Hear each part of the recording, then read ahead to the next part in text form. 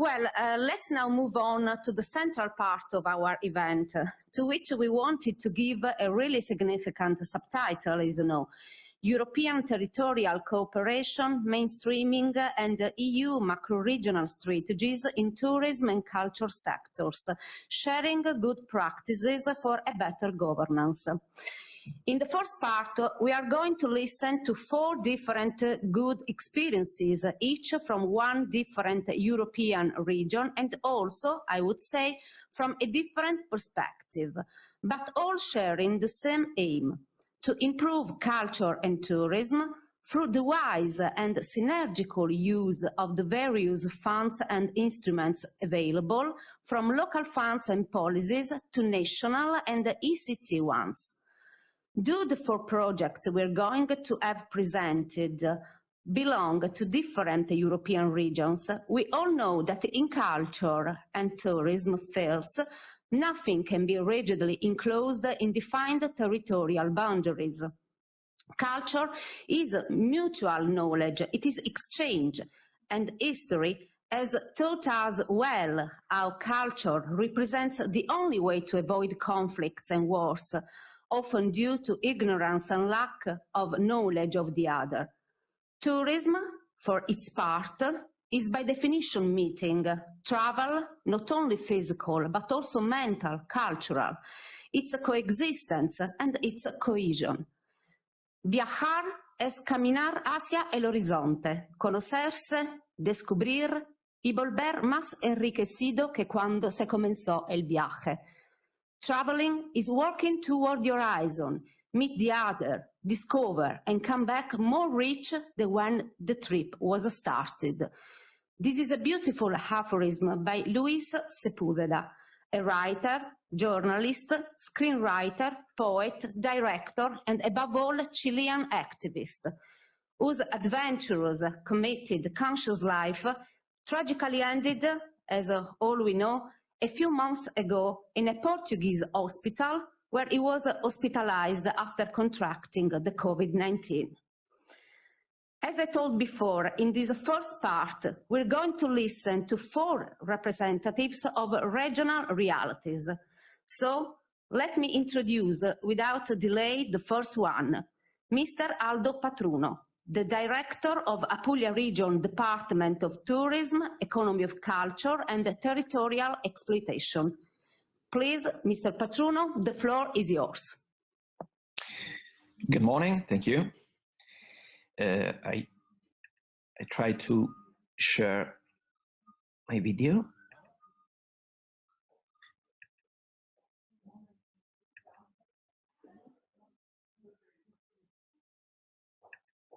Sorry.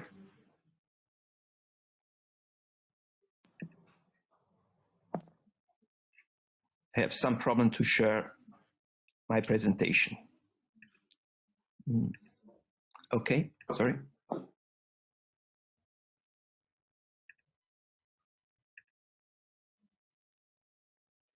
Do you see my slides? Okay, we can see it. Okay, thank you, sorry.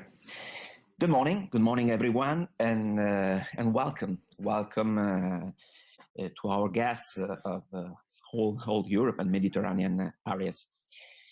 First of all, I would like to thank all colleagues that work on European territorial cooperation, and in particular Adriana Agrimi for her job. Thank you very much. Thank you very much. As you know, I'm director of a department that is in the middle of this macro-regional strategy in Europe and in the Mediterranean area. In fact, my department is responsible in Puglia region for all policies and activities in the field of tourism and culture, and for the development and execution of tourism policy, strategies, and action plans.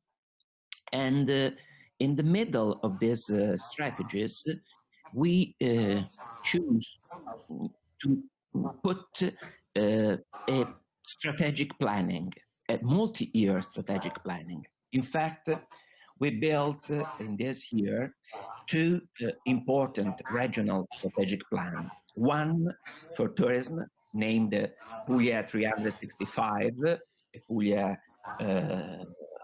that is open to tourists to the world all year round. And another part of strategy, the other regional strategic plan, is plan for culture and for cultural heritage.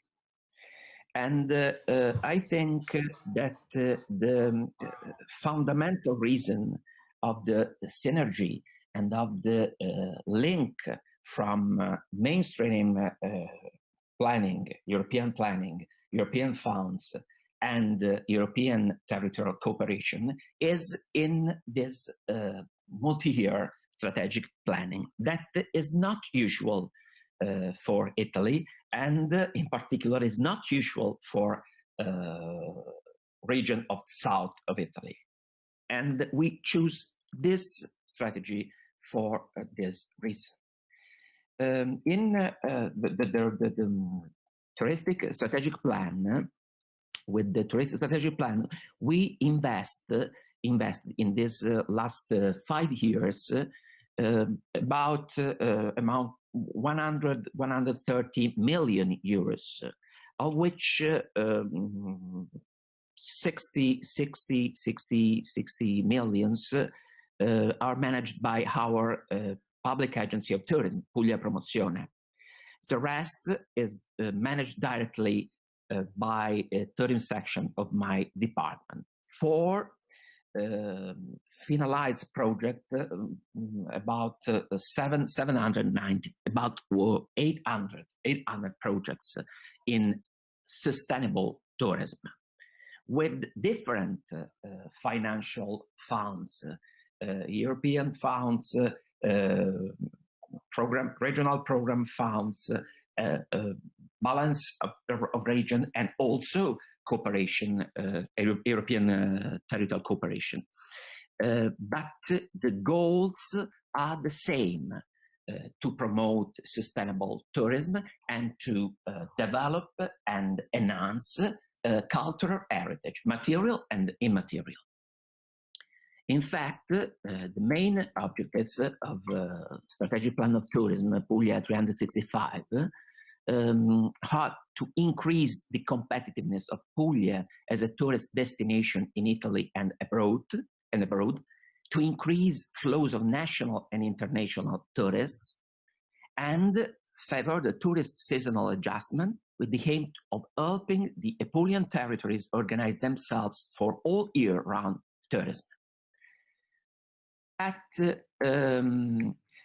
this is not possible without enhancing and developing the cultural heritage, the extraordinary cultural heritage that is in our region, and that is in south of Italy, and that is in Mediterranean area.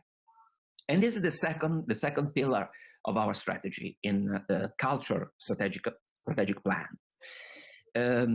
dedicated to cultural activities, with a specific strategy named Smart in Puglia, that means support, memory, arts, resilience, territory, talent.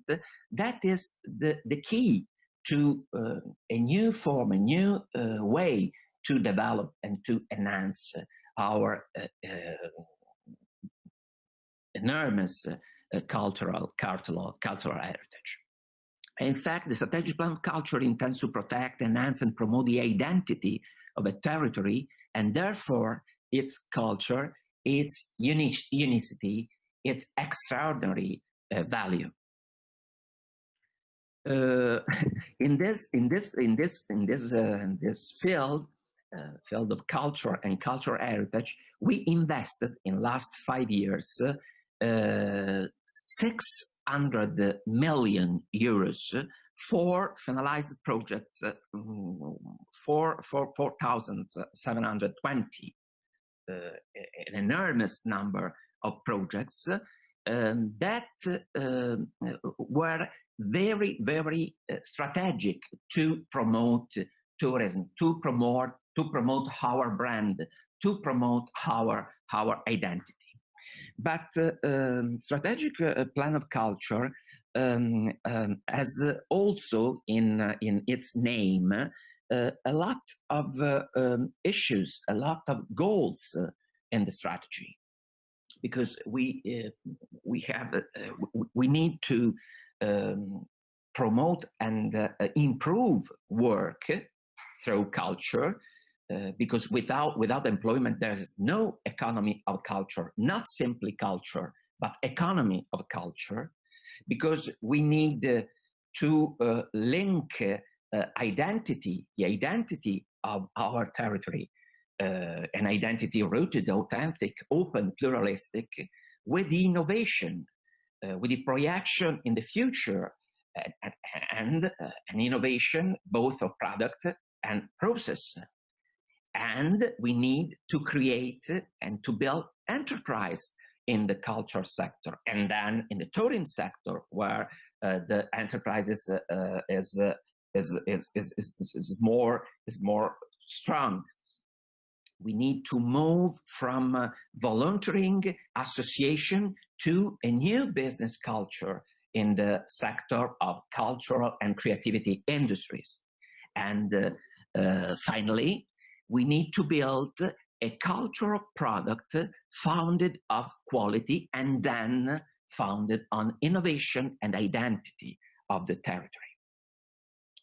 I say that in these goals, from these goals and from this strategic planning, multi-year planning on a basis of 10 years, this is the timing of our strategic plan. These are the basis of synergy with European territorial cooperation projects that we choose starting by our goals and our strategic objectives. In fact, we are currently a partner of 17 projects, and we are associated partners of 5 projects belonging to 6 programs: Greece, Italy, Mediterranean, Italy, Croatia, Italy, Albania, Montenegro, ENIMED, etc. The project are carried out in collaboration with 139 partners, including also both public bodies, but also private bodies, because the partnership, the public-private partnership, is another of strategic objects, strategic goals of our strategies. And then we are has partners, ministries, regions, local authorities, public agency, association, NGOs, cultural foundation, museums, universities, research bodies, private entities, located in 23 countries throughout Europe and in Mediterranean basis. Because Mediterranean area, Mediterranean Sea, is in the middle of this strategy, because Puglia region is in the middle of Mediterranean Sea.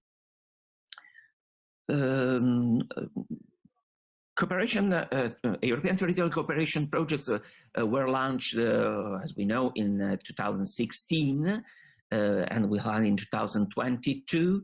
They are founded at the moment for a total of about 20 million euros. What are areas of intervention? Naturally, projects are developed on 3 broader areas of intervention, perfectly in line with the strategic planning. First of all, sustainable tourism and tourist innovation. In this case, the objectives are to support tourism operators, encouraging initiatives to diversify the offer and to innovate the services in the name of a more sustainable, accessible, and inclusive tourism. The second area of intervention is, as I said, the enhancement of a natural and cultural heritage. heritage. In this case, we focus to create new cultural itineraries, routes, to give visibility to lesser known, forgotten, and submerged heritage. Intervene on sites of significant historical and cultural interest, and promote the use of spaces and contents in an initiative way, the innovation of process and not only of products, technological products. And finally, we focus to support for cultural and creative enterprises. This is very important for our region and for a new economic and business model of development, of territorial development.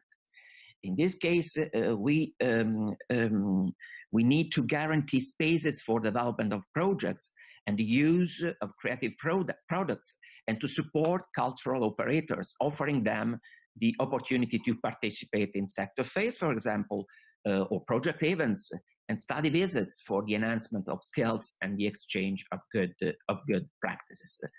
And this you can see the specific projects that goes in this sense.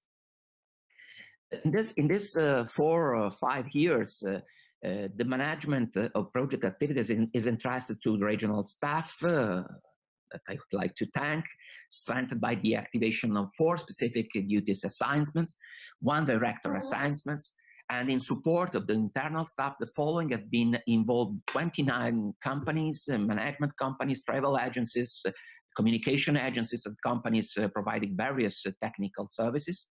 16 consultants, very professional consultants dedicated to technical assistance, support for specific actions, and members of scientific committees that are also that have also the goal to coordinate the action between mainstreaming programs, European Union macro-regional strategies, and European territorial cooperation. We also sign agreements, a lot of agreements through cooperation agreements. All projects also actively involved with university, with polytechnical structures, and also with the regional public, with our regional public agencies in the sector. I say the Puglia Promozione, our agency of tourism, but also Teatro Pubblico Pugliese, that is our agency for art and culture, and Innova Puglia, our agency for technology, and Apulia Film Commission, an important commission, one of the most important commission in Europe that managed audiovisual and cinema actions. And finally, it was very important, the relationship with the municipalities of the intervention areas that are all municipalities important on the touristic point of view, but also about the presence of important historical and cultural heritage. Probably you know Vieste in Gargano in the north of Italy, that is the most important city of tourism in Puglia, and Monte Sant'Angelo, that is an important city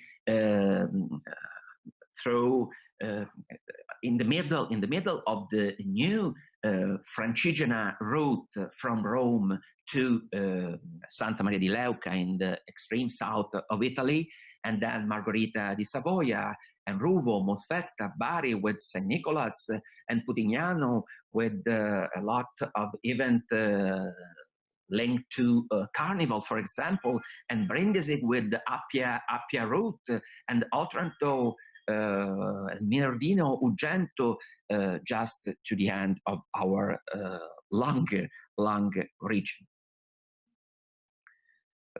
I say the important agreements signed with other strategic bodies in the local context that is very important to involve for to develop this new and innovative model of development, of territorial development, and especially with these are agreements with the university and academic bodies.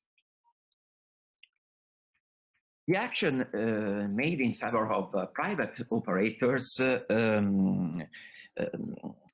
are, for example, create opportunities to participate in sector fairs or to build together events linked to projects and to organize study visit for the exchange of good practices with operators from other Europe and cross-border regions. And then this is very important because we have a lot, great experience into artists' residencies with the Teatro Pubblico Pugliese, with our agencies, and with a lot of private operators. And finally, a lot of thematic workshops for students and citizens. At hand, all these operators, all these subjects benefited from this opportunity in number very, very significant because we involved 287 subjects, 117 operators, 4 great artists, European artists, and 166 students and private citizens. I would like to end my speech to remember the claim that is on the basis of all this project, and that is another of the key of synergy from between mainstreaming program and European territorial cooperation, especially for a region as ours, as the ours. We have this claim that is founded on two pillars, roads and wings. That means linking past and future, memory and project, identity and innovation. And I think that is one of the most important objects of these 30 years of Interreg programs. And then I would like to end with the best wishes to the Interreg programs for the 30th anniversary, but first of all for the future in which we want to be, because I think that Interreg program is a real team, a real family in Adriatic zona, in Mediterranean area, in which we want to be. Thank you very much. Thanks a lot, Mr. Patruno, for your presentation of Apulian, very positive and, let me say, astonishing results in culture and tourism, and also for having shared with us your great expectations and personal vision of these fields for the future. I would say that every region all over the world would deserve a so innovative, smart and proactive strategical approach in culture and tourism sectors. Thank you very much again. Okay, now the floor goes to Miss Renata Tesija. I beg your pardon for my bad pronunciation. Expert advisor for the Department of Tourism and Maritime Affairs of Croatia, Split Dalmatian County. Please, Miss Tesija.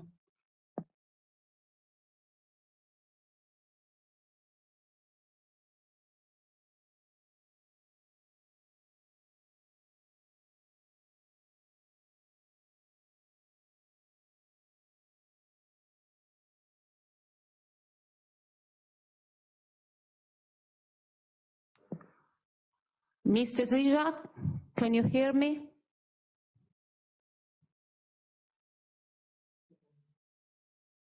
We can't hear you.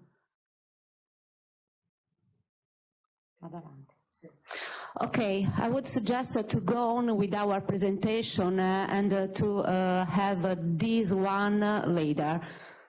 Okay, so let me introduce Mr. Vasileios Papaioannou from the Department of Planning and Studies, Directorate of Planning, Organization and Informatics of the Municipality of Patra in Greece. Please, Mr. Papaioannou, the floor is yours. Good morning to everyone. Thank you very much, first of all, for the invitation. I'm here to present you, to share my screen at the beginning.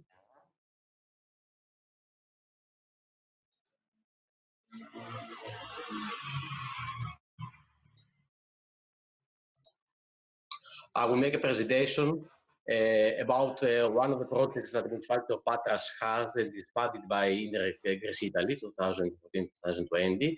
It's the project SPARK, which means creativity hubs for sustainable development through the valorization of cultural heritage assets. This project started on May of 2018, and it's about to finish in the end of 2022. It has a total budget of 2.4 million. And the partnership consists from the municipality of Patras, who is the lead partner, region of Western Greece, Chamber of Achaia, Public Apulian Theatre, Teatro Público Puliese, and Puglia region. We have also an associated partner, which is the Public Benefit Corporation of the municipality of Patras, Patras Carnival, which is a specialized organization that the municipality of Patras has appointed the last 15 years to organize the Carnival of Patras. Since the Carnival of Patras, it's one of the main cultural activities going on in Patras, and with sometimes 35 or even 40,000 participants in the big parade that takes place in the end of the of February or the beginning of March here in Patras. What about SPARK? What is the objectives of the SPARK? The overall objective of SPARK consists of contributing to the valorization of natural and cultural heritage of the regions involved by means of the realization of creative hubs for the provision of services and the creation of an ecosystem of clusters of local economy stakeholders working together for developing cross-sectoral innovative products in order to increase the attractiveness of the territories involved, so to become a world-class, high-value tourist destination, therefore boosting the level of exploitation of the natural and cultural assets in a sustainable tourism perspective. The results that are already have come to become not an idea, as it was the beginning, but even the reality now, is the increasing of the attractiveness of the territories involved through a concerted effort of stakeholders from different economic sectors as cultural and creative industries, typical products, agro-food, handcrafts, and tourism, boosting the cross-fertilization strategies among the involved sectors in order to produce a stable and structured result in terms of innovation and smart growth for the valorization of cultural and natural heritage, enhancing also the diversification of the sustainable tourism in the involved regions, generating tourism services and products of high added value. But let's see how this be done. I will mention only the most important deliverables of this project, because it was a very big project with many deliverables. Most of them have been finalized. One important thing was the context analysis in both countries to better identify the best service to be given by the hubs. Especially for Greece and Patras and the region of Western Greece, it was very important, this context analysis, because in the past we never had a kind of study about the creative industry in the area. It's not like Puglia region that they have a lot of experience in that. So we learned a lot, and we really learned who are the people and the organization that are in the cultural industry in the area. We had also the creation of two cross-border scientific committees to involve all the cultural and creative industries, cultural and natural heritage management, local production, tourist operator, in the increasing of clusters among them. One deliverable that it was happening in both countries, it was 18 technical and managerial workshops that took places in both countries. From what I have seen, especially here in Patras, it was very interesting, the result that the people have learned, and it was one of the things that people want to have more workshops. We had an exchange program to strengthen the bonds of cross-border exchange of good practices.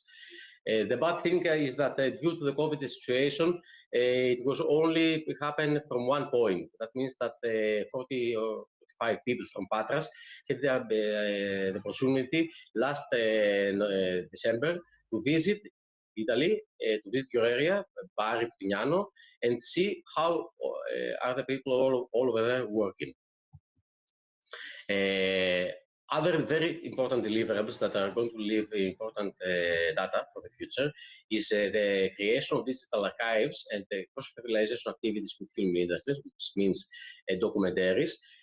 From our point in Patras, it was for the digitization and the documentary about Carnival of Patras, and also for the Shadow Theater.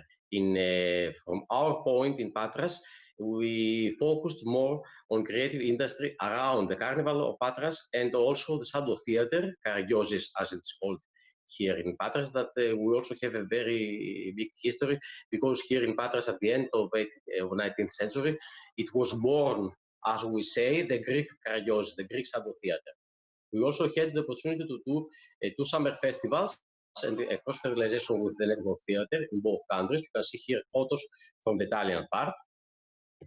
And here some photos from the activities that took place in the end of September here in Patras, just about the time before the COVID restrictions were very difficult and not be able to have open concerts and open theaters as we did. We also did a documentary about a special carnival man. We wanted to write a fairy tale. We had also 4 exhibitions having in one open space with old photos of Carnival, and in the main building, the creative hub of Patras that we will see later. We had 2 other exhibitions, one with installation that we see on the left on the screen from the molds of the Carnival laboratory, and also an exhibition with the theme Metamorphosis, Methexis, which is related to the Carnival. The most important thing that Spark is going to live in Patras, and I believe in also in the area of Puglia region, is the creativity hubs. This is the main reason that the project was designed. 3 creative hubs, 1 in Patras and 2 in Italy, 1 in Bari with the theme of the, in Bari, it is about the creative industry of the Puglia region, and in Putignano, related with the Carnival. Here in Patras, you can see here the area of our creative hub. It's a big area with 10,000 square meters and 2,000 square meters of buildings. In all this area, it's going to happen activities already have been done during the festival, but also in the future, around the Carnival, around the Shadow Theater, and the creativity that comes with them. And of course, the project is about to finish, but one of the very nice things that is happening now, it's the future of this hub. With cooperation with the region of Western Greece, the operation of the hub will be funded by the Regional Operation Program of Western Greece till the end of 2023 with a budget of 700,000 euros, which means for 2 actions, 1 action for the supply of a system of modern laboratory for the manufacture of decorative elements, and also the action 2 is for the staff of the operation hub, and the relevant office and administration costs, 600,000 euros. You can see here that I have put also the identity of the people that are going to be hired for by the beginning of 2021, of course, because the call is open now, but we have not submitted yet the approval. All these people are needed for this place. It's going to be a very live place. Already another organization of the municipality, which is the cultural organization of Patras, which also is the main one which is responsible for the Shadow Theater in Patras. It's going to do a festival for Shadow Theater over there at the end of November or at the beginning of December, of course, according to the COVID situations. This is what I would like to present, the past of the today, the spark, and the future, that we can combine all the other programs as to have a sustainable hubs. Thank you very much for your time. Thank you very much, Mr. Papaioannou. Your presentation was very interesting, and I think you gave us a wonderful example of how ECT can be a link among communities. I just want to check if Ms. Tesija can hear us now. I can hear you quite well. Can you hear me back? Yes, we can hear you perfectly. Excellent. So if you want, you can go on with your presentation. Thank you. Thank you very much. Hello to the hosts and to all of the participants, and congrats to Interreg. So I work for Department of Tourism and Maritime Affairs at Split-Dalmatian County, and in these few minutes I'll try to provide you with a short and simplified overview of Split-Dalmatian County as a regional institution in regards to governing regional development with tourism in focus. So what the main aim of governing regional development is to achieve sustainable development, as other colleagues also are having in mind. So in all of our branches, as well as in tourism as our main economic branch.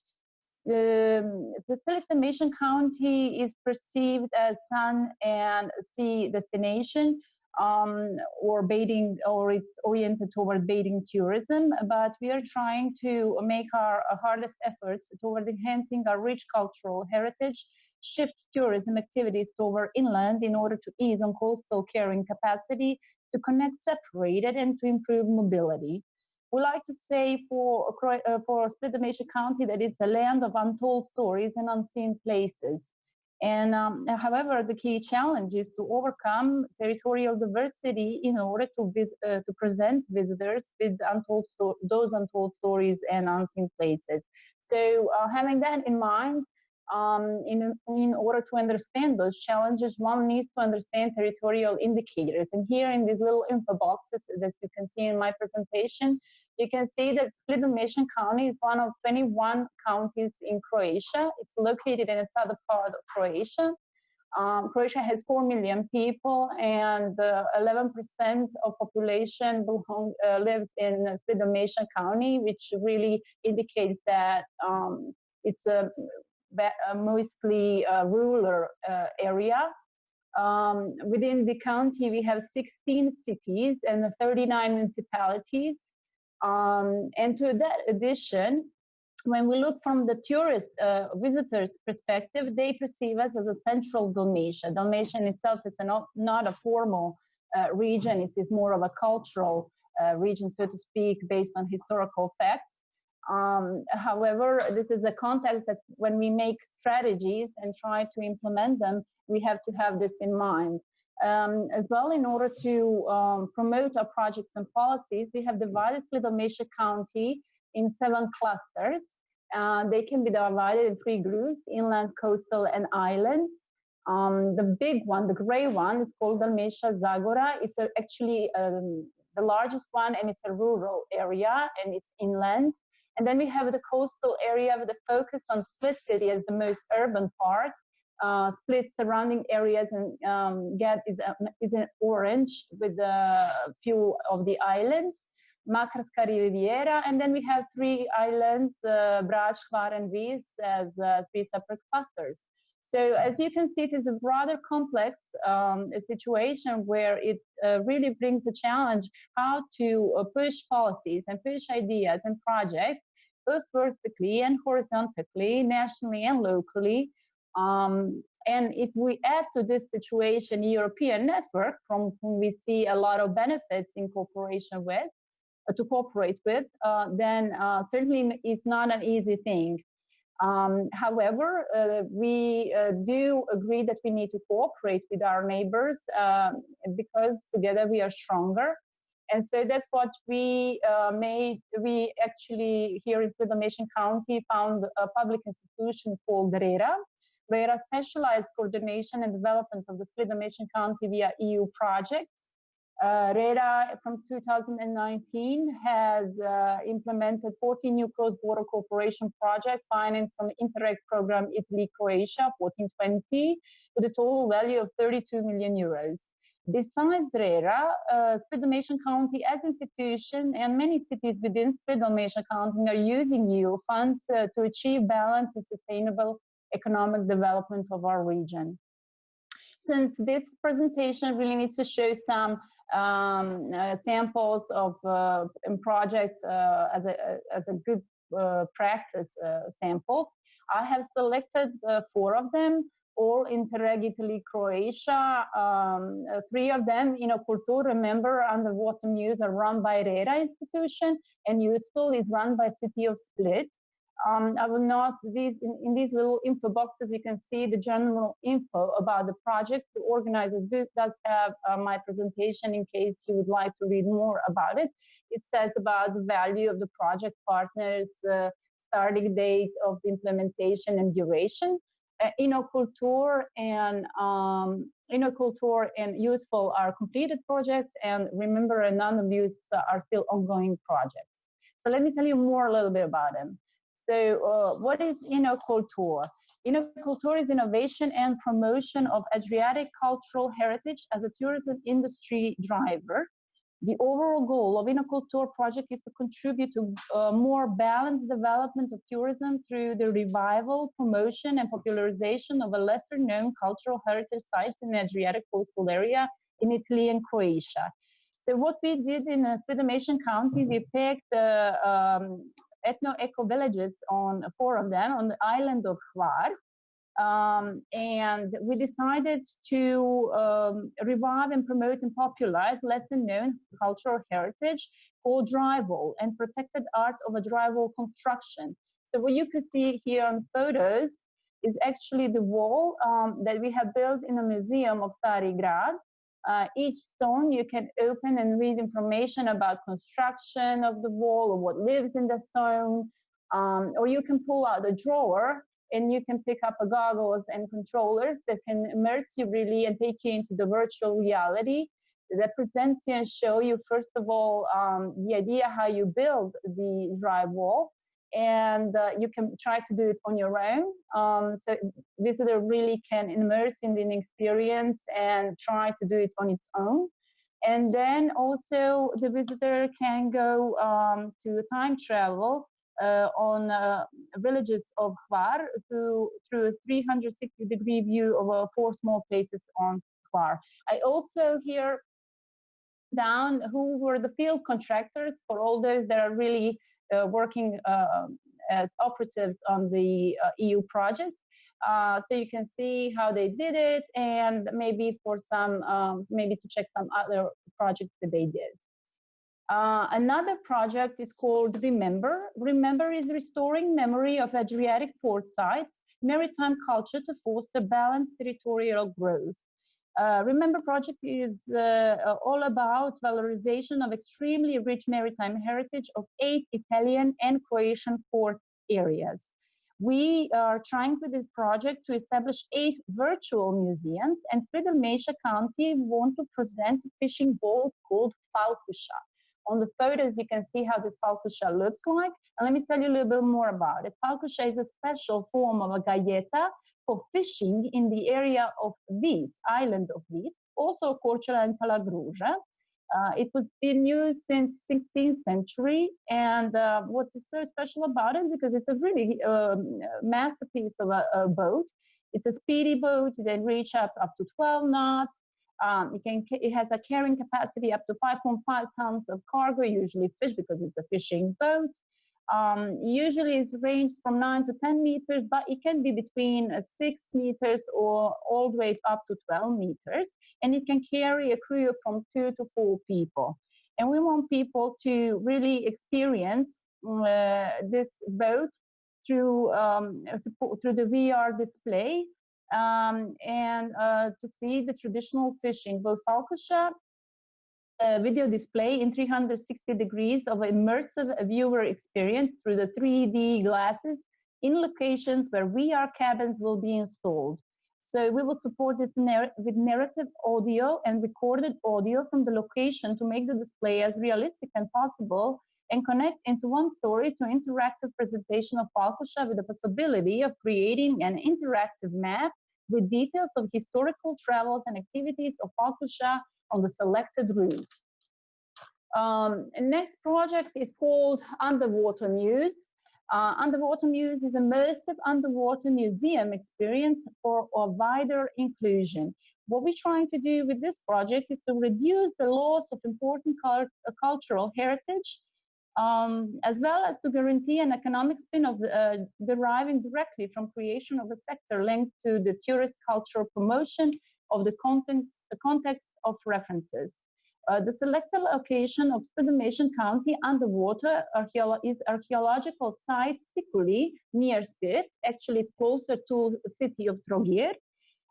It is located in western part of Kastellstadt village. In its ancient settlement of Siculi is actually by the Roman author Pliny the Elder, who said it is a Roman settlement where the Emperor Claudius settled its veterans. So in 1980s, divers came across fragments of ceramic vessels and submarine once archaeological excavations have revealed the remains of a port from the 2nd and the 1st century. So what we're going to try to do with this is to, since this site needs to be further researched, we want to push the research, interpret and present the underwater archaeological site Siculi. We'll do this through VR display of the Siculi site, and hopefully this will ensure us a long-term economically, socially, and environmentally sustainable tourist offer. And last but not last, it's a project called Useful, UNESCO Site Experience for All. This project is really targeting people with special needs and employees in touristic sectors. The title says it all. We want to provide experience for all, and we here in the city of Split have built an elevator in the Golden Gate. First of all, let me see on this top picture, you can see the Diocletian Palace as it used to look like. And so the Golden Gate should be right here. So on the main entrance points into the Diocletian Palace, we try to make it more accessible. So as we said, we built an elevator, built with platforms at eastern entrance to the historic core at the Silver Gate of the Diocletian Palace. We created a map people with disabilities and a map for a blind and partially sighted people, making 2 info panels with mosaic models, organizing workshops for tourist guides, representatives, and associates in cultural institutions, and making video materials about the city of Split and the area of project activities. Here you can see the elevator and actual pedestal, the very center of Diocletian Palace. On this YouTube link, you can see the complete video of Useful project and the location that really were realized with this fantastic cooperation. So this is all from me. Thank you very much, and visit us in 2020 to learn more about our cool stories and discover hidden corners of Split County. Thank you very much, Ms. Tezija. Your inputs were very, very precious and inspiring for all of us, I think. And I just want to ask you whether in your region there are already forms of interaction between the different funding instruments available at the local, national, and ETC levels, or if not, if you are already planning to activate forms of synergy between these different instruments during the future programming cycle. Well, of course, thank you for your question. Split Dalmatia County, regardless that we are very territorial diverse, we already use many different instruments for various projects. However, we really recognize the need in working together. And so this certainly will be our aim in planning for the next financial perspective until 2027. So the answer would be yes. Okay, thank you very much, Ms. Tesija again. And now, here we are at the last, certainly not for importance, European region on our agenda, Catalonia. And so I leave directly the floor to Ms. Roser Sedó, Grand Tour of Catalonia brand manager from Catalan Tourist Board. Please, Ms. Sedó, the floor is yours. Thank you. Good morning. Thank you for inviting us to this presentation. For us, it's very important to show you what we have done in the last month with all the territory from Catalonia. I would like you to share the presentation, so I will explain you a little bit what it is about. It's okay. Can you see it now? Isn't it? Yes, we can. Okay, perfect. Yes, so when we start working with this project, what we first thought it was about the foundation. For us, it was very important to the commitment into innovation. No? For us, this project can help a lot with the digital formation of the destination, not just to receive the information, how the tourists can receive the information from the Grand Tour, but also how can you enjoy the activity and experience of Catalonia. For us, it was also very, very important the sustainability. Is as I have said, one of the main foundations from this project in the three different. Sorry, Ms. Sedó.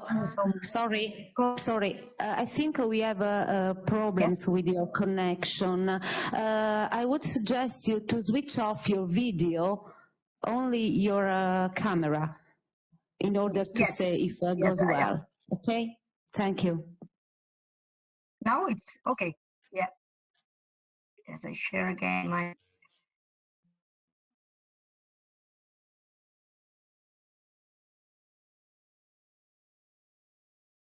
I'm trying to share my screen, but I don't know.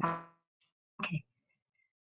So you can see my screen, or I can go on speaking. Yes, I was talking about the responsible tourism and the big part of this foundation from this project. No, when we talk about the we always speak about three parts. No, the three parts. Okay, we can see it now. We can see it. Yes. Okay. Yes, so the social part from this responsible tourism, no? For us it's very important, the knowledge and the respect for the territory and our part is promoting the knowledge, the life and the local products, and that will help us to bring wealth all around Catalonia by the environment, no? Also very promoting that use less pollution and be done by highlight all sustainability activities that all territories. For us, one of the parts from the project very important. No? We want to do a Grand Tour for everyone. Everyone could enjoy it the way to. Can you hear me? Okay, because. Ms. Sedó, we have problems with hearing you. I would suggest to stop the presentation of your slides, and perhaps if you can send us them later, we can share them with the participants if you want. At the same time, you can go on with your speaking. Yes.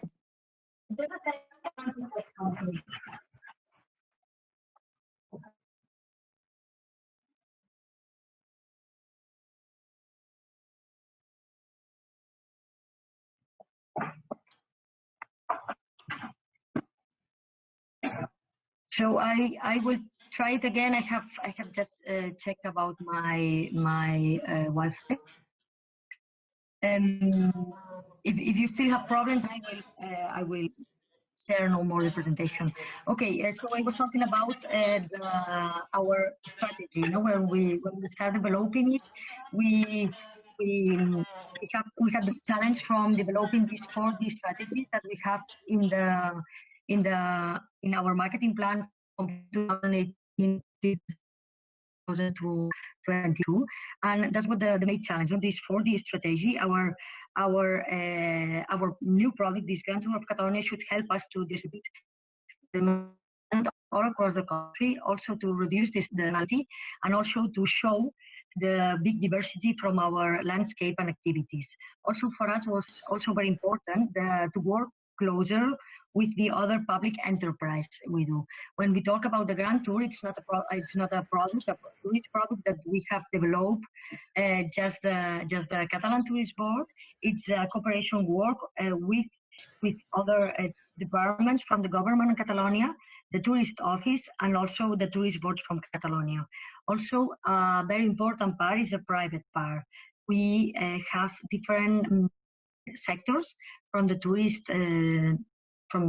sector who represents here when we are working and when we develop the Grand Tour of Catalonia.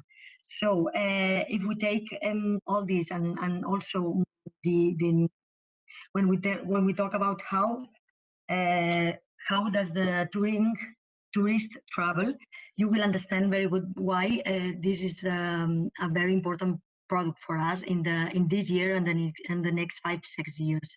The touring tourist, it's a very cultivated tourist. No, they know exactly what they want to see, where they are going to travel, and they have a very big interest to know new places and the local people and how they live and what's the tradition from each part that they travel. So they normally prepare very well the travel. They know where they are going and they will be fine. And the main motivation from the trip is the culture. But they do also want other activities to make them discover the country, you know, for example, gastronomy or wine activities or active tourism. The travel is part of the experience. We always say, you know, it's not just important to reach somewhere, it's also important how they reach there. And so the routes that we have choose for this Grand Tour are normally scenario routes or nice routes where you can enjoy the landscape from our country. So if you take all in around what we have already speak for these and the target audience and so on, you will find that's the result from our product. No, what we say that the Grand Tour is the route for this called Live, Taste and Enjoy Catalonia by motorized bicycle on your way on by your rhythm. No, you will find more than 2,000 kilometers with nature, culture, and other activities, more than 400 proposals. That what we have tried to do is to put it everything a little bit in like in a program that the tourists can do the trip themselves. As it's also important, the events calendar and the events planification. No? One, as I said, the tourist touring, it's a very cultivated and cultural high level from culture tourists, and they want to discover different things.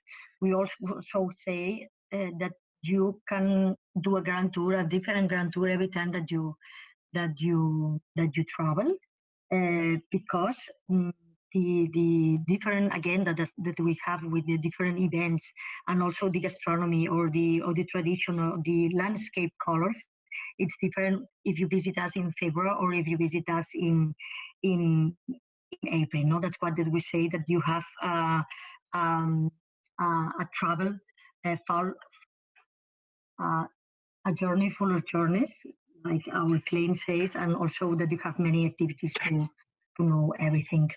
How we have organized that the tourists have can find it. So we have two different kind of travel. One is the iconic tourist road with 13 days, all the must you have to know from Catalonia concerning the culture and the nature. And then also these 200 kilometers, we have divided in 5 different sections. These 5 different sections always start in a easy to get city, so quite big city, well connected by train, road or plane. And there you can start the grand tour, and everyone can start it where they want. Also important, these different sections we have divided in days, and in each day you can find around 6 proposals. It's not possible to do all of them or from heritage, active tourism, or activities. So also important in this product, and we are highlighting all the systematic activities, and it's something for us to show all the systematic activities that we have. I want to tell you about the calendar. Miss Sado, We have just launched the product recently. Miss Sado, can you hear me? Can you hear me? Better like this? Yes, I'm sorry, but your connection is still very, very bad. We can't hear you anymore. I would suggest if you want to go to the conclusions of your speech. I'm very, very sorry, but it's very difficult for us to listen to you.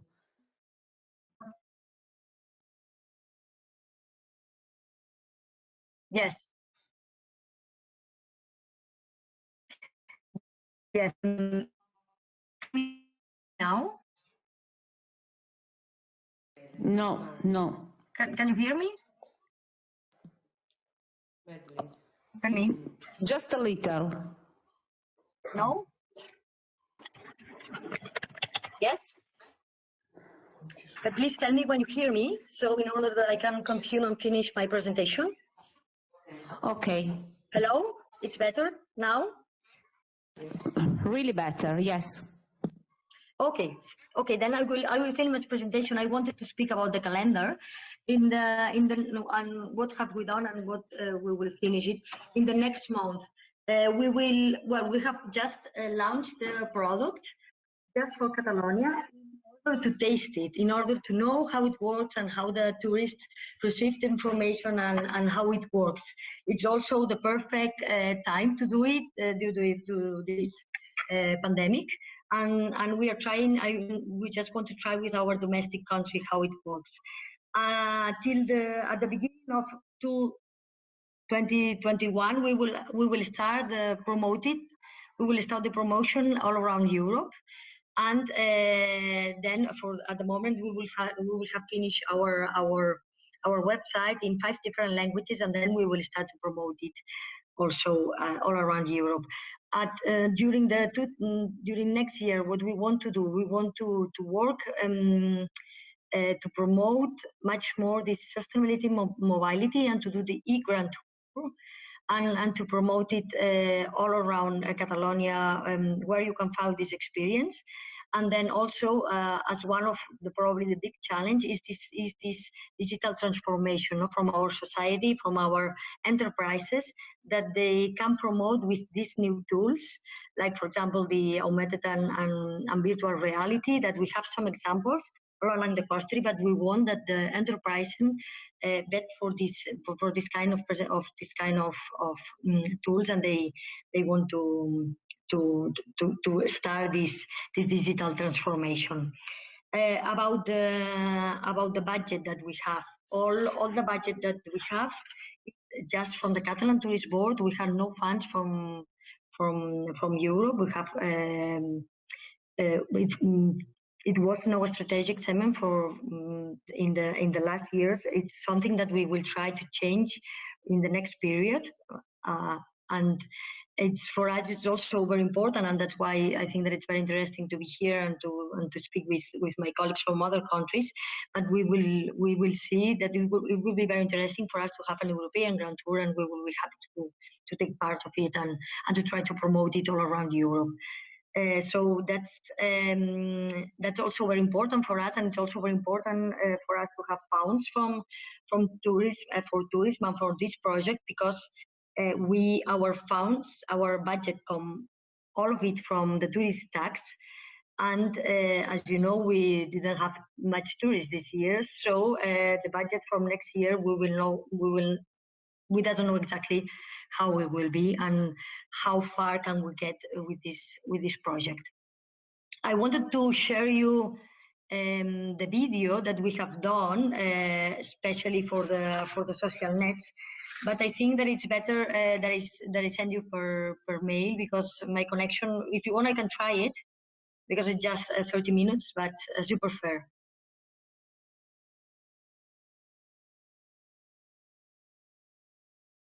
No, with our agenda. I'm sorry, because we are a little late with our timeline. Okay, sorry. So that's all from my presentation from Grand Tour of Catalonia. I just encourage you to visit us and to do the Grand Tour. I am sure you will enjoy it. Thank you. Many thanks, Ms. Sado. I'm very sorry for the technical problems we had with your presentation, but notwithstanding with these problems, your contribution was really interesting and impressive.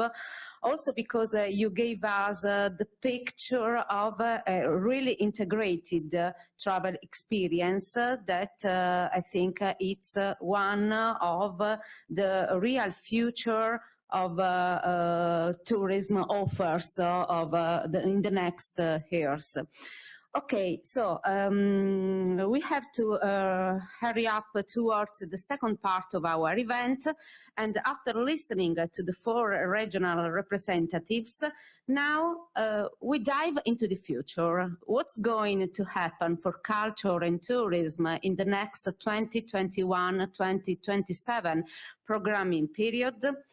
In this forecast of the future, we are guided by 3 great experts in the field, starting with Ms. Monica Bellisario from the Cohesion Policy Department of the Italian Presidency of the Council of Ministers, whose intervention will focus in particular on the possible and, I would say, hoped synergies between ETC programs and ETZ and mainstreaming programs in the next programming cycle currently under negotiation.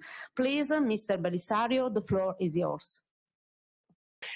Thank you very much, and thank you for the invitation. Thank you to all people that intervened now, and to the ones that are listening to our interventions. Yes, I'm representing the Department for Cohesion Policy, which is in charge of coordination of this very important policy, EU policy, for Italy. We have now in the final rush of the negotiations, of the very complex negotiations that started 2 years ago, in order to define the EU budget and the new regulatory framework for our activities.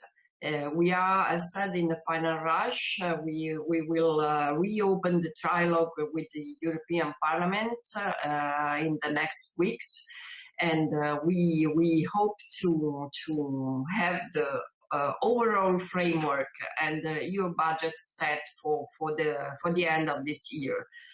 The new programming period has a few focus that we should remind. are not new as such, but are renewed, and in the sense that additional effort should be made to achieve more concrete results and a deeper, long-lasting, sustainable impact of our activities. And that is a focus that the new period really counts on. A renewed focus on territories. In the regulations, you will find even bigger role and room to territories and regions and to their contribution to cohesion, territorial, economic, and social cohesion. Another goal that we should try to achieve is, again, not new, but to be renewed and to be pursued with a bigger effort, is creating better value for money. We have, as far as Interreg goal is concerned, declining resources, something in relation to the current period, something like minus 17% as overall budget for ETC, which is even worse for Italy, where we are going to lose about 28% of resources. So this means that we have to use the money better than we have done up to now. And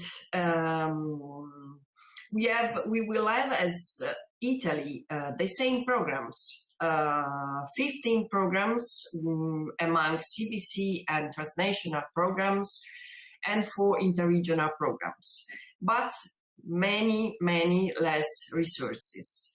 This means that we have to work better. We have to make the most of our resources and promote, conceive, program more efficient and effective interventions.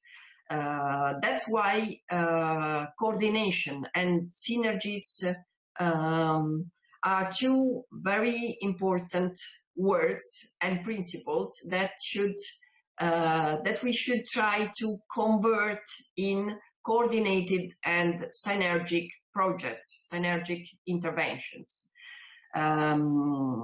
We have no, in fact, regulatory obligation. We have strong recommendations from the European Commission. And in fact, the new regulations open for a bigger flexibility among funds, among financial instruments. The possibility of cross-financing among programs is much wider now, and we should be ready, you should be able to profit from this new opportunity. Trying to really work on achieving a higher impact of the interventions, finding the right scale of intervention within the wider strategical frameworks that are represented, for instance, by macro-regional strategies, which are in fact, the framework which we all, with our programs, both mainstream programs and inter-programs, should contribute to, trying to get a common idea of the priorities that we have to face in order not to replicate same interventions, projects in the same area, but trying, first goal, minimum goal, not to duplicate interventions. Second, very much more complex goal, trying to build synergic projects, trying to build value chains between different programs, different level of programming. This requests a real crucial change of mindsets in our institutions. We speak often about coordination, about complementarity, about opportunities to create synergies, but in fact, when we come to programming, often we see that our institutions are not talking to each other in a productive way, and this is a failure of our actions. So we should profit from the a very critical situation that we are facing now. I'm referring to the pandemic and to resources that are that need to be used in a better way to work better together, to share information, to have the neighbor more present when we plan activities. What are we doing in Italy? Well, as regards Interreg programs, we have created, since the start of the programming phase, 4 coordination groups. Groups that are encompassing, involving the Italian managing authorities in the 4 areas where we are involved. That is the Mediterranean, the Adriatic Ionian, the Alps and Central Europe area, and then one transversal area that is the one related to the interregional programs, where also Interact is included. Interact, I remember here, I thank very much my colleague Ivano Magazzo that opened this session. Interact is, I would name it, a service program for all other programs, mainly Interreg programs, but is a program that tries to deliver tools to programs to program and implement better. So we should really profit from the tools, from the documentation, from the inputs offered from Interact. Well, these 4 coordination groups, as said, encompassing the Italian managing authorities in the Mediterranean, Adriatic Ionian, and Central Europe area, meet on a regular basis and fundamentally exchange information, exchange advancements obtained in the different task forces, which is the mean, which is the objective of these groups. The objective is to share information, and as far as we get to a more to the phase where we select the strategical priorities, the specific objectives, we get also to a phase where we can start reasoning about what we can do together. Can we build a scale project made of the contribution of different programs, or at least how can we avoid to duplicate interventions?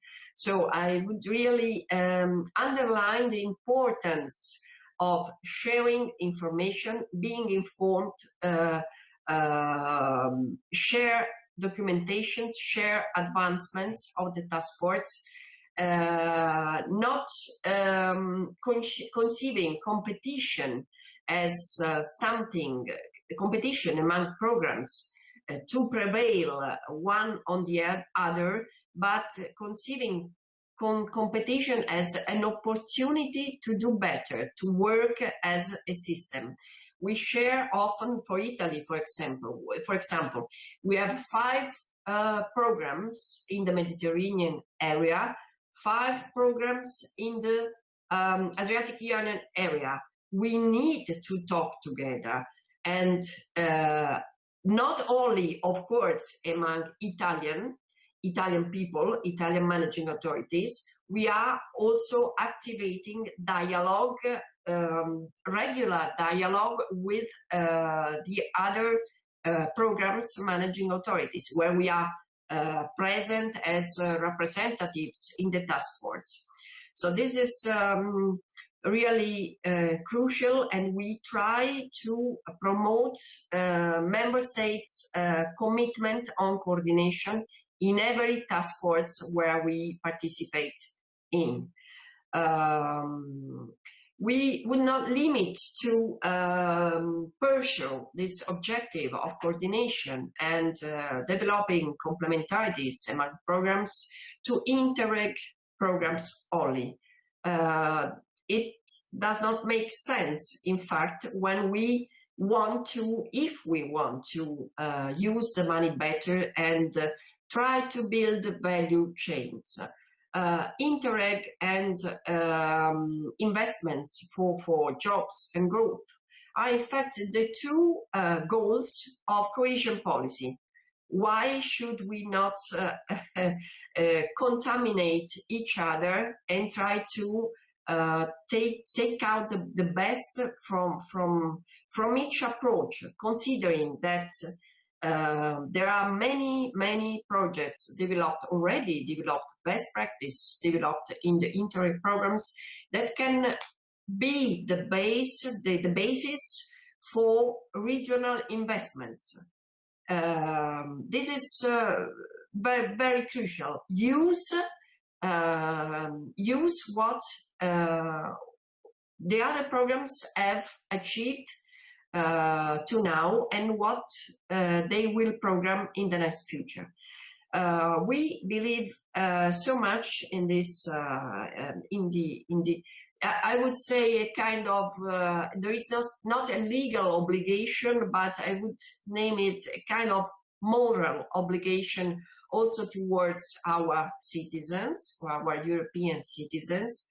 That is, as said, value for money.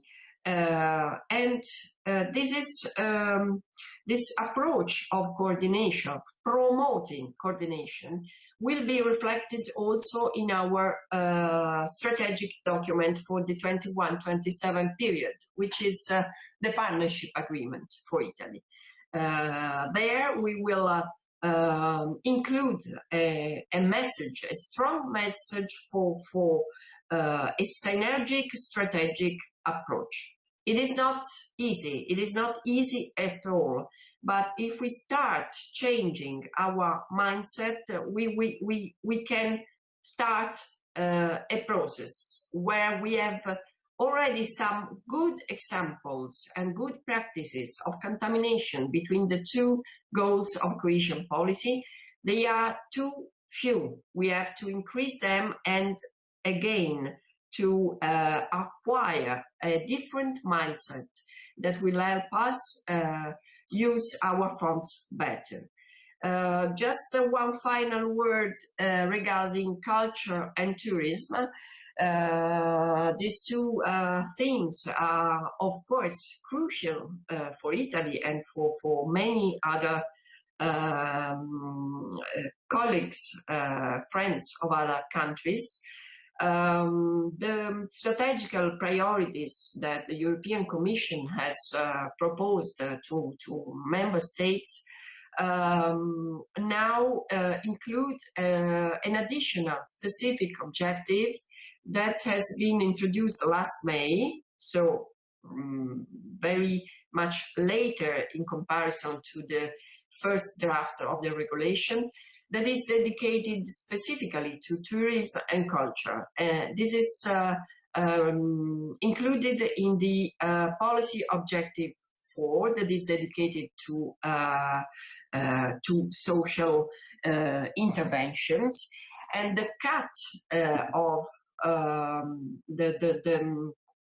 the cut in which I mean the profile of how tourism and culture can be tackled within policy objective 4 is the one related to economic development, social inclusion, and social innovation.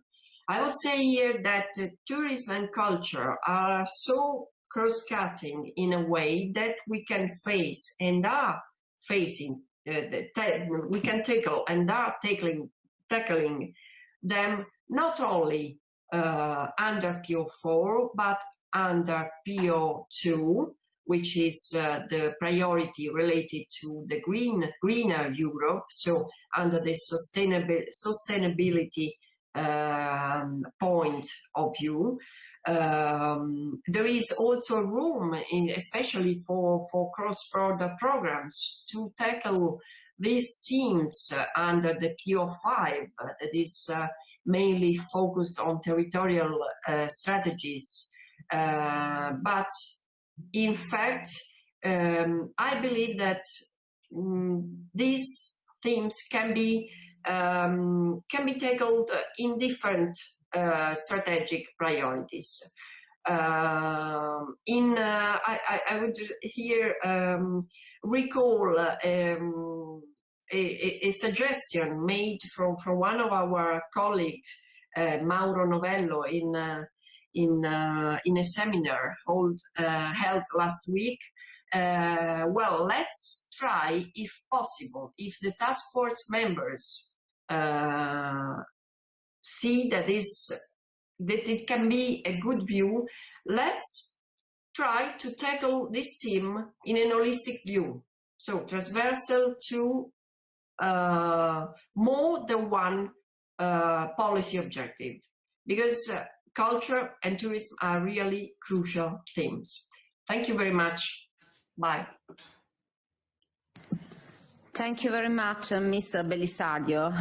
You gave us so many useful inputs and also many interesting news, some of them bad news. I refer obviously to the next drastic reduction of ETC budget for the next programming period. And I think that every word in your speech really underline the urgent need to promote a better and more effective interaction and synergy between ETC programs, mainstream and the regional operational programs. And policymakers at all levels should be aware of this need and should keep it in mind in the definition of future policies. Thank you again.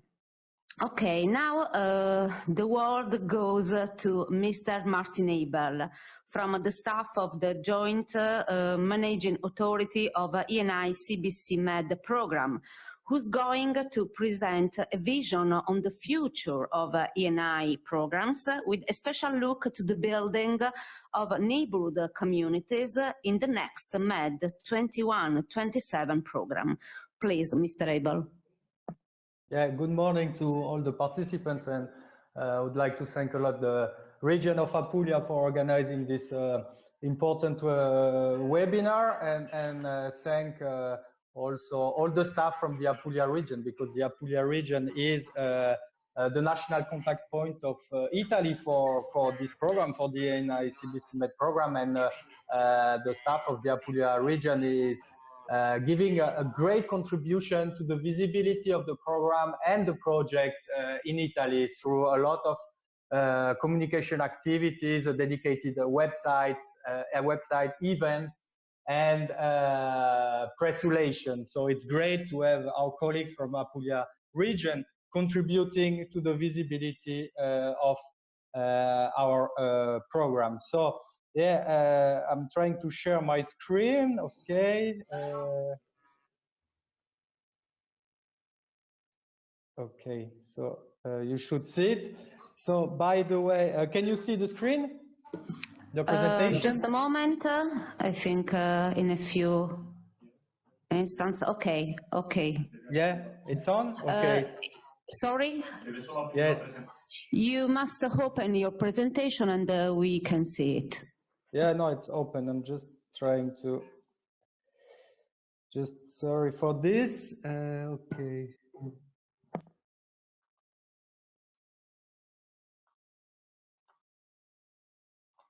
Can you see it now? I think it is charging.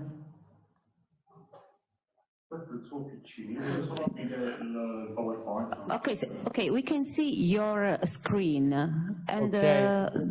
the technical assistant tells me that you must open your presentation. No, I have the presentation open, so I think it should be fine now because the screen is shared. By the way, if we can't do it with a presentation, I'm gonna start and we'll see if the presentation will be available. So yeah, Okay. the MPI-CBC Med it's the biggest cross-border cooperation program implemented under the neighborhood policy in the Mediterranean area. So we're working with 14 countries. All the way from Algeria, Portugal, until the Middle East. So it's a program gathering partners and countries, both from the EU Mediterranean countries and partners from the south of the Mediterranean. So you may understand it's a very diverse cooperation area from a cultural, geographical, political, and economic standpoint. So it's a very challenging program. There is a lot to do in the Mediterranean area. Actually, yes, we share a lot of challenges. So the identification of joint issues is quite wide. So since cooperation programs funded by the EU usually have limited resources, especially considering the size of our cooperation area, the focus on crucial issues is fundamental. And since we're talking about culture and tourism, we have some projects dealing with tourism, and you may understand that now the situation for tourism in the Mediterranean area with drop in up to 50% in arrival is very challenging for all the tourism sectors. But we had actually a dedicated webinar focusing on the future and the restart of tourism in the Mediterranean area. We organized this on the 15th of September, and actually it was a very successful webinar in demonstrating that cooperation projects have the capacity to adapt to this new situation, to adapt to the COVID pandemic, to think out of the box, really to shape the future of tourism. COVID will leave something to us, and projects are experiencing new ways of marketing tourism, focusing on local assets, focusing on geographical proximity, focusing on use of technology. So we have a very interesting project on gamification. So now the idea is gamifying and using technologies for culture and to visit remotely some location. But now the real challenge is how to make money out of this technology. So we had this very interesting webinar on the 15th of September, and the conclusion actually are available on our website. So moving on to the state of play of this program, we have finished our calls for proposal. We have 64 projects running for an amount of 180 million euro.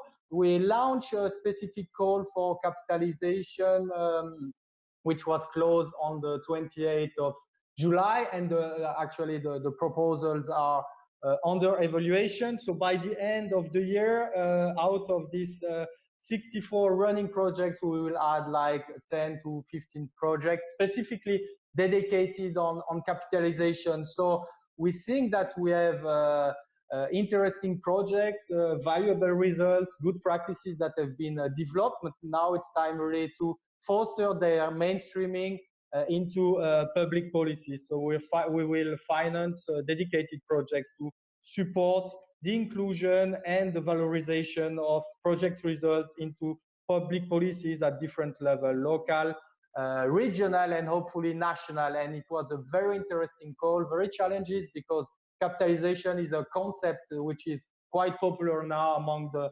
community of practitioners, the community of European territorial cooperation program, but it was completely new for our partners from the south of the Mediterranean. So one of the challenges was really to agree on a common definition of capitalization, and then we had the opportunity to launch this call. So our calls are over. We still have some opportunities, and it's something that this program is really trying to invest on, showcasing opportunities from projects. So projects for people out there, projects are not only a group of partners working together, projects are also opportunities. So we're trying to promote as much as possible all the vacancies, all the tenders that are available under the projects, all the training, all the opportunities, also financial opportunities that are offered by these projects. We have decided for this programming period really to encourage the use of the sub-granting tool by our project. So the money from the project, a part of this money in the form of small grants, can really go to the people to support the diversification of tourism, to support local tourism operators, to support small SMEs in marketing tourism abroad, in supporting the development of startups in the tourism sector. So we have now our projects running, and this new phase is really focusing on the opportunities that are giving to the people, to the target group, to the final beneficiary. So we're really trying to touch the real people through this program. So yeah, we have 64 running projects, and what matters to us really is to showcase by the end of the programming period what this program has achieved. So we have built a set of very detailed indicators to measure the impact of the program, because we need to be accountable.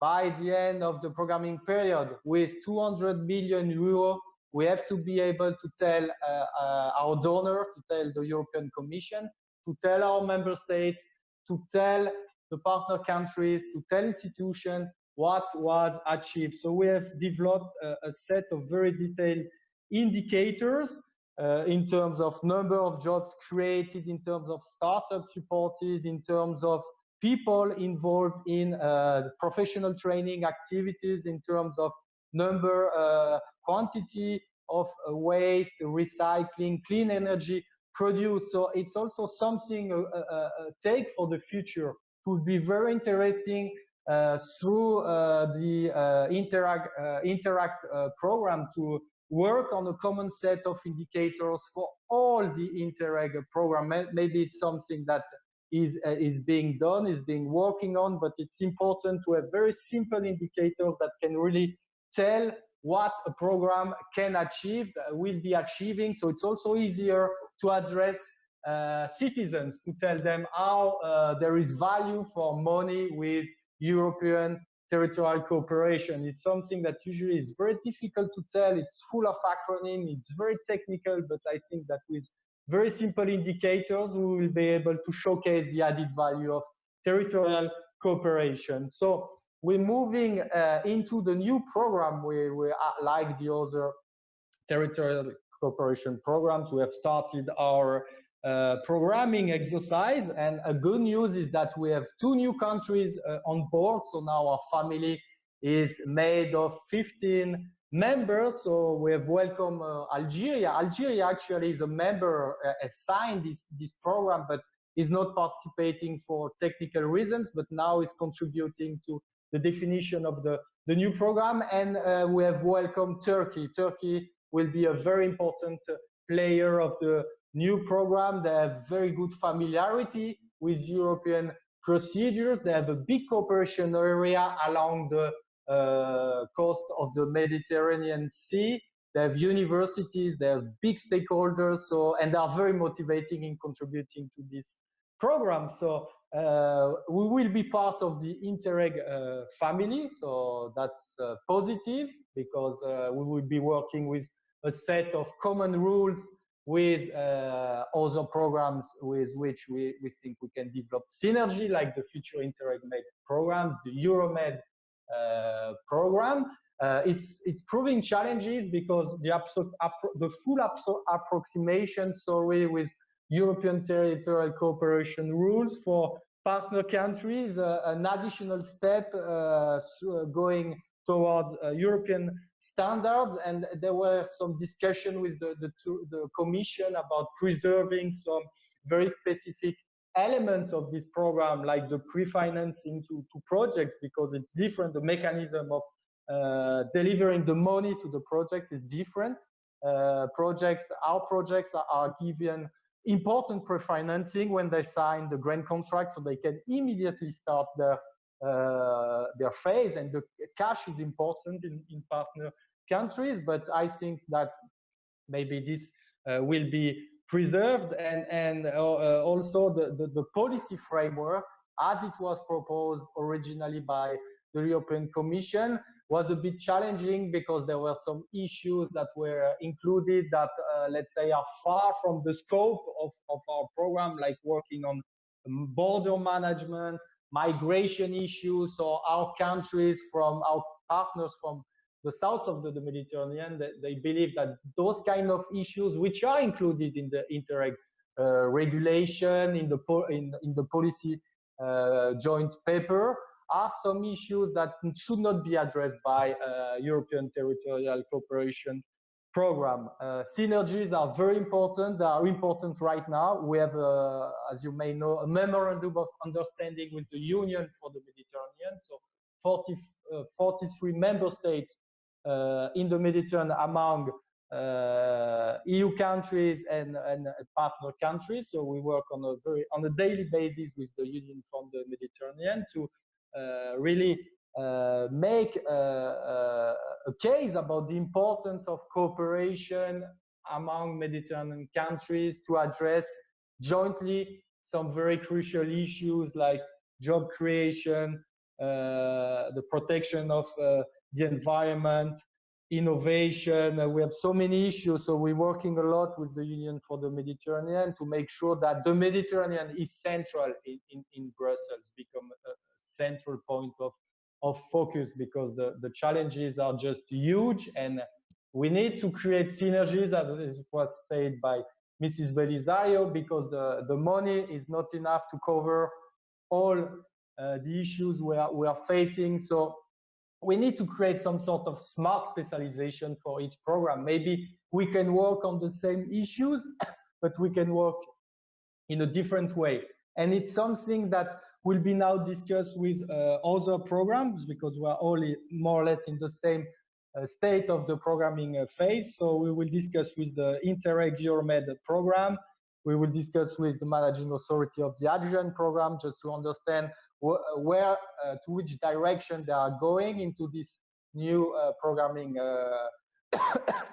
exercise, the priorities that they are going to choose, and how they're going to address it. And also, in our opinion, there really should be a sort of external mechanism to foster the coordination and synergies among the program, because each program has its own pace of implementation, its own, let's say, political agenda, and sometimes it's difficult to create operational synergies with other programs. So it would be important that the Commission gives some sort of terms of reference, like how they want to see coordination among programs, at which stage, with which results, and that, let's say, the synergies between the program and the coordinations are fostered by a program like Interact. It would be, it would be very, very interesting.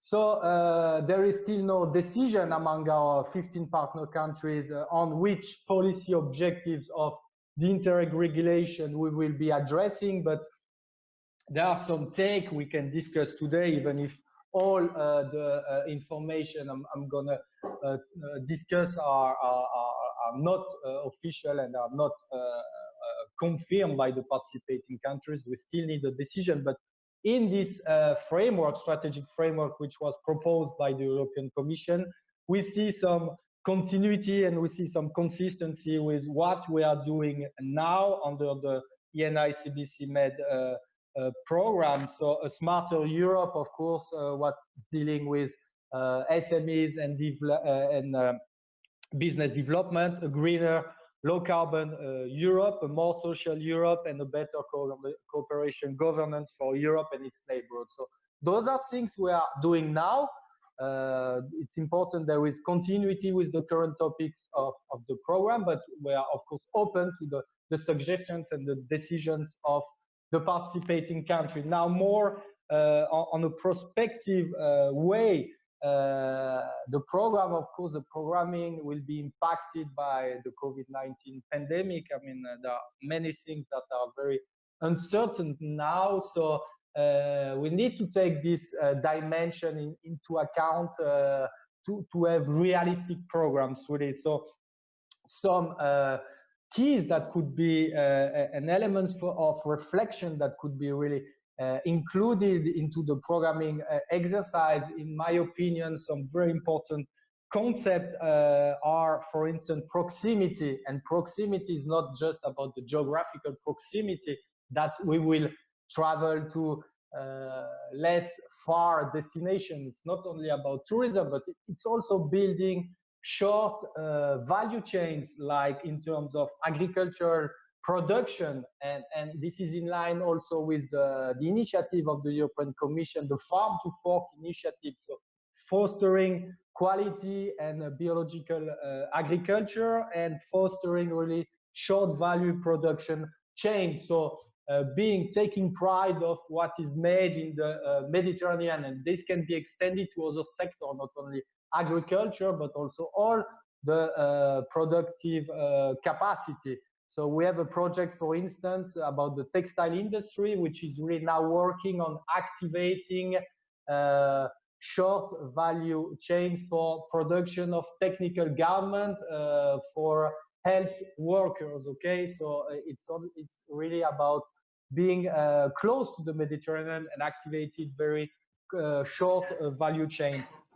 Of course, then the implementation of the Green Deal in the Mediterranean area will be, of course, of relevance for the new program. And we have opportunity not only dealing with biodiversity and natural resources conservation, but the Green Deal also introduced the concept of soft mobility, light mobility, low impacting mobility. So I think here there is a huge potential in the Mediterranean area, because soft mobility, I think it's something that is more advanced in Europe, but very less developed in partner countries, like rent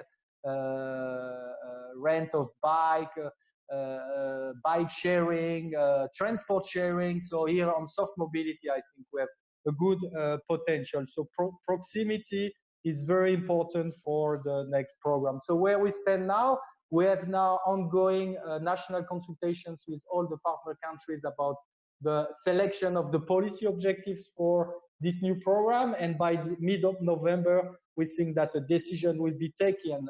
And we will continue to work on developing the joint operational programs through consultations also with stakeholders, and going into more in details into specific objectives that will really collect the needs of the Mediterranean territories that are involved in this program. And we hope that by summer 2021, we will be able to submit an agreed joint operational program to the European Commission. So that was an overview of what's going on right now in the ENI CBC Med program. So thanks again for the invitation and for your kind attention. Thank you very much, Mr. Eberl, for your very deep contribution. We are all aware of the enormous strategic importance of the Mediterranean in the geopolitical balance of the entire globe.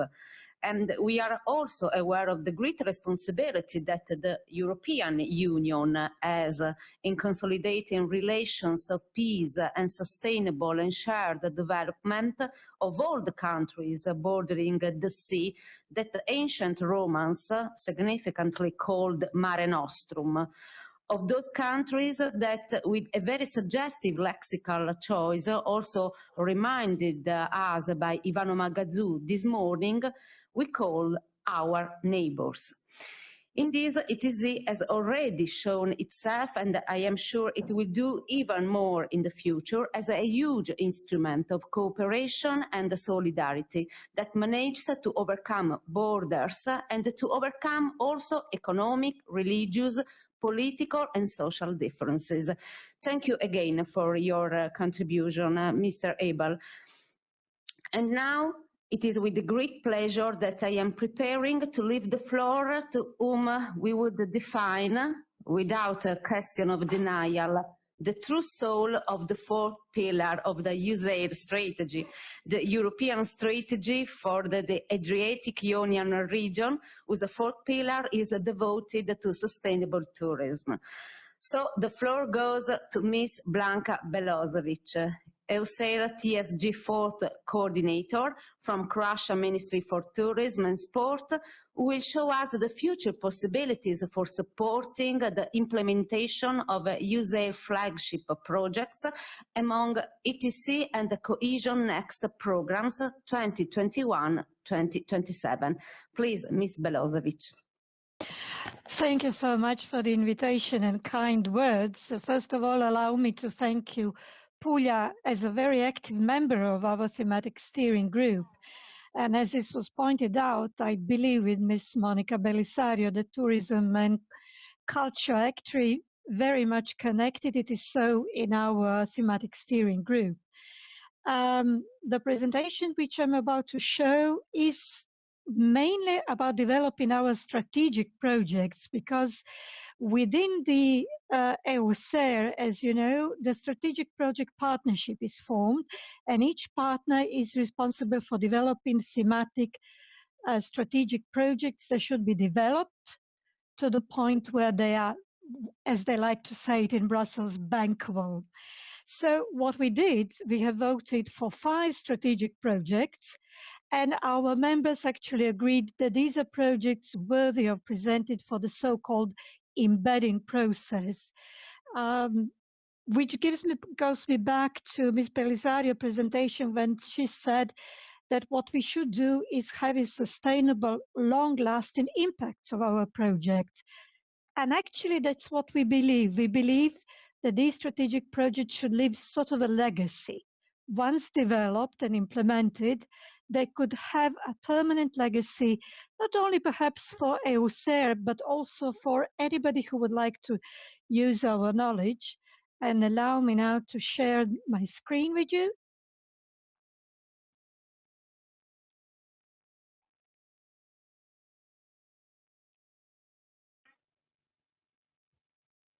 Do you see it?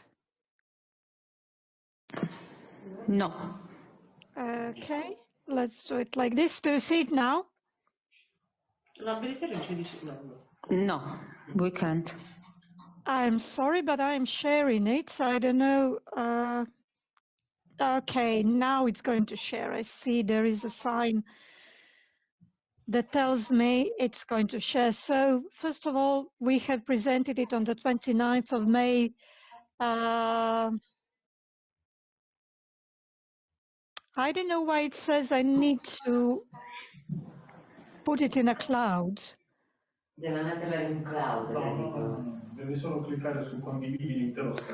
No, you have only to push on. Okay, I did. think you're going on. Okay, it's okay. Now.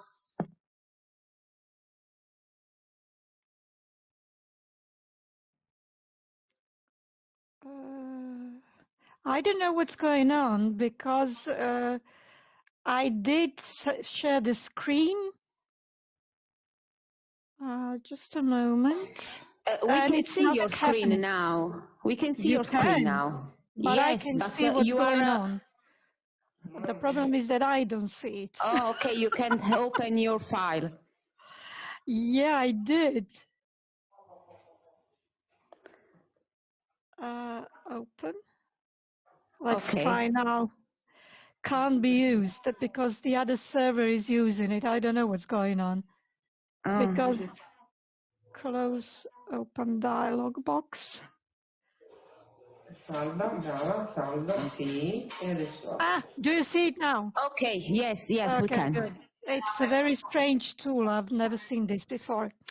Okay, so let's start from the beginning. On 29th of May, we presented it to the EUSER in a special meeting, which was later on presented to the governing board, and all 5 of our proposed strategic projects were accepted, and we are hoping they will be included in some programs wherever they may find their place, because we invited everybody to our TSG4 meetings.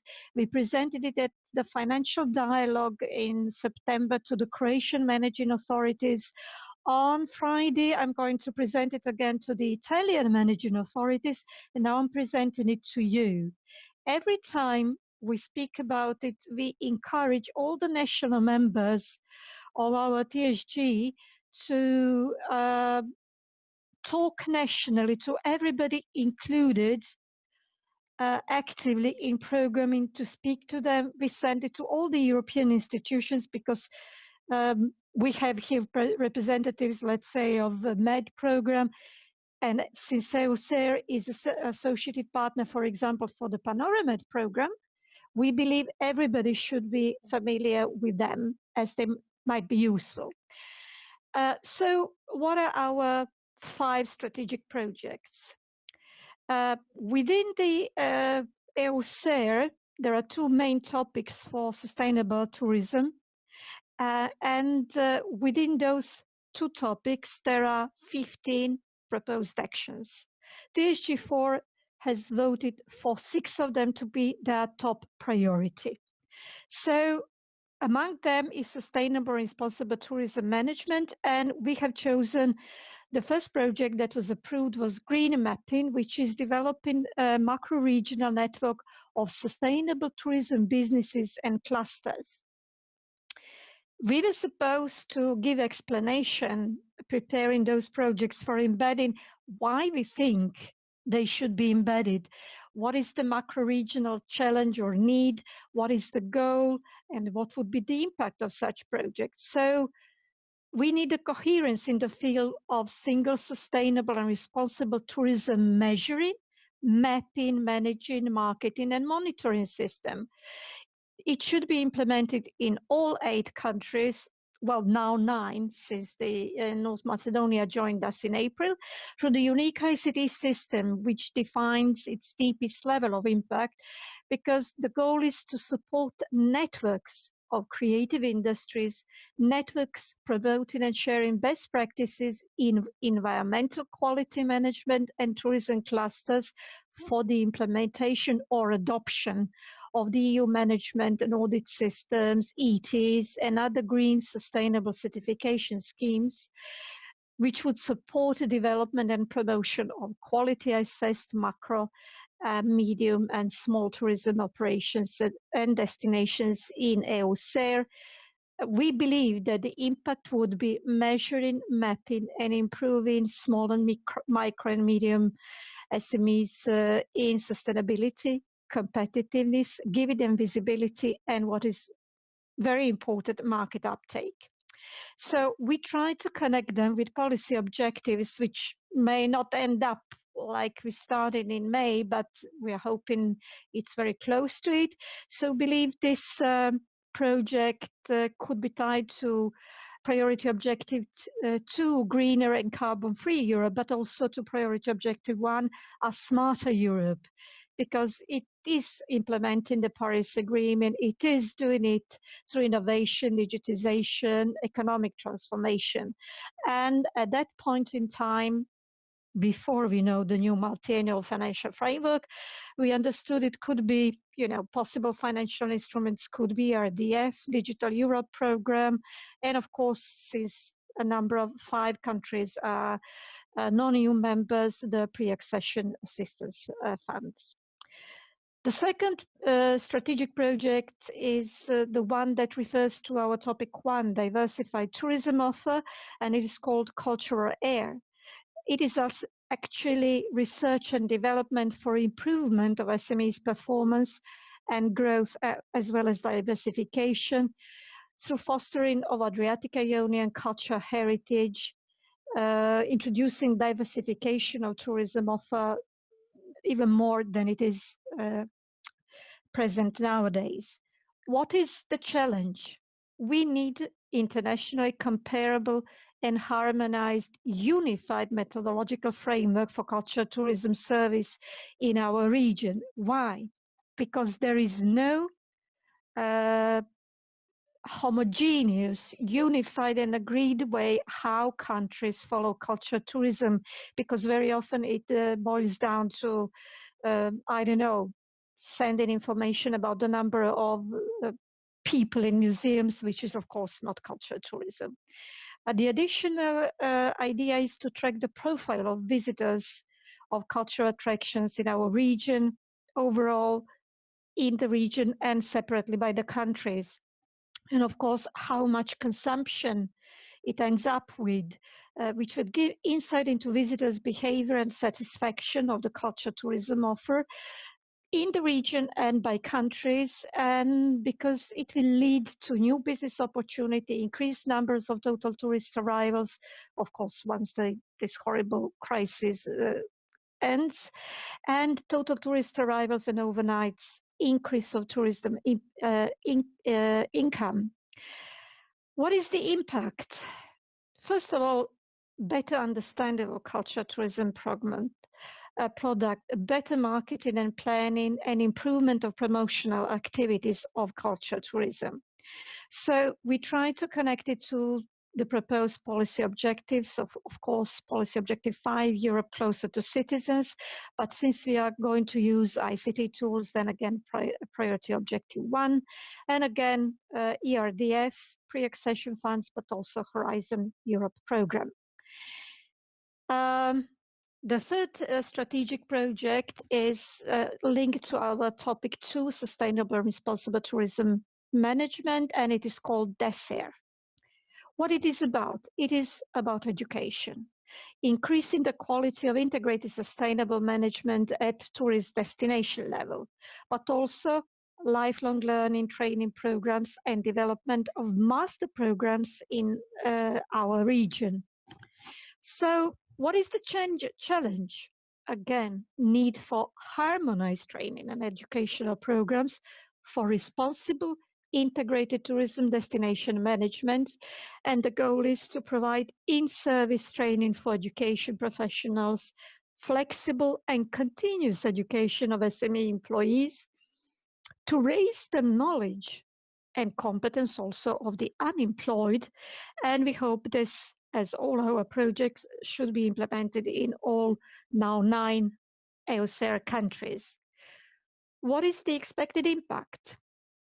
The increased number of highly educated employees and entrepreneurs in the field of tourism, and strengthened competitiveness of the EOSER countries by increasing the quality of integrated sustainable destination management.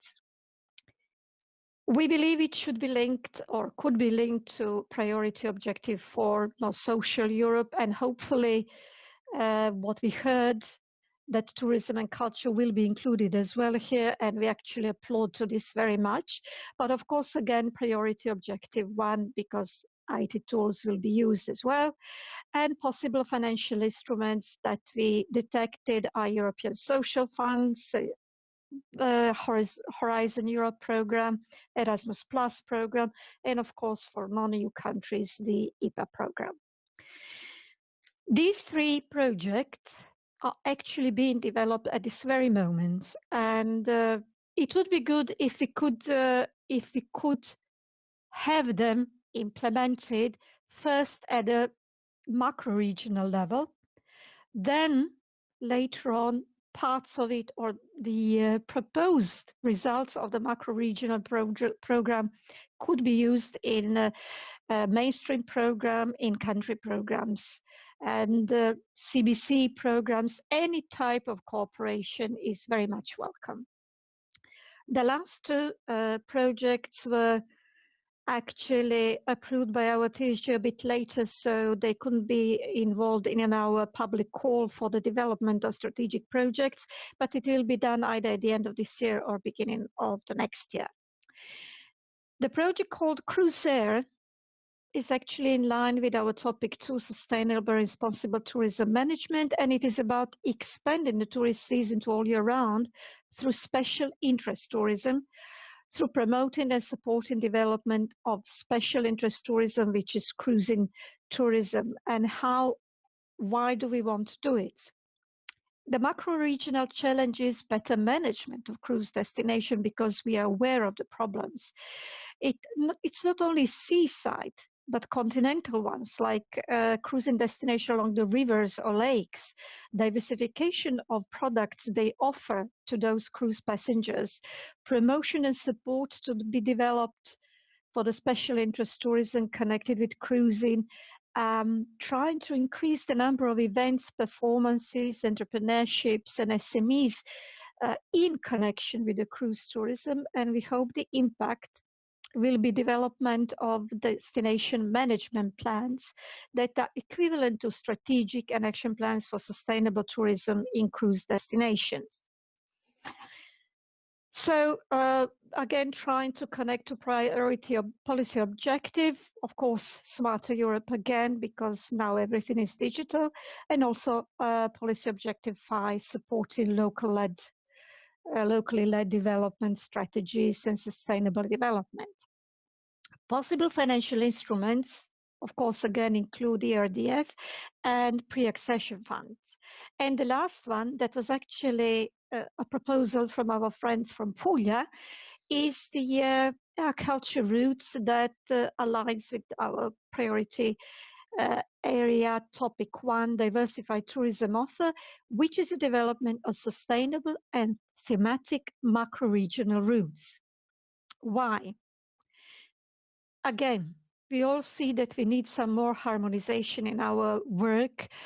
So harmonized distribution of tourism flows through macro-regional territories to have more macro-regional connectivity of locally or micro-managed routes.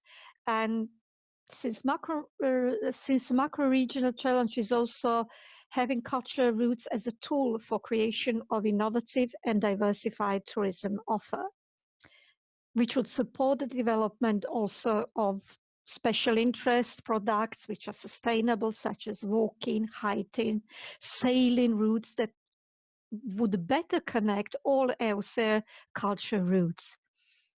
We hope that the impact would be synergies developed between creative and cultural industries and the hospitality sector, and sustainable tourism valorization of both coastal and underwater cultural heritage. So the policy objective to which we find it ties very well is policy objective number 5, but perhaps even policy objective number 4, and possible financial instruments, again, ERDF, IPA, and single market programs, which is a successor of COSME. And how we did it? This is how we did it. We had a voting system. We explained to which topic it belonged in EUSER, what the topic actually, what the action describes, what it wants to do. Then we had description, current EU cohesion policy objective, financing tools, and the voting system of all our members. And I hope it gives you a better overview of how thoroughly we discussed it within our members. Thank you so much for your attention.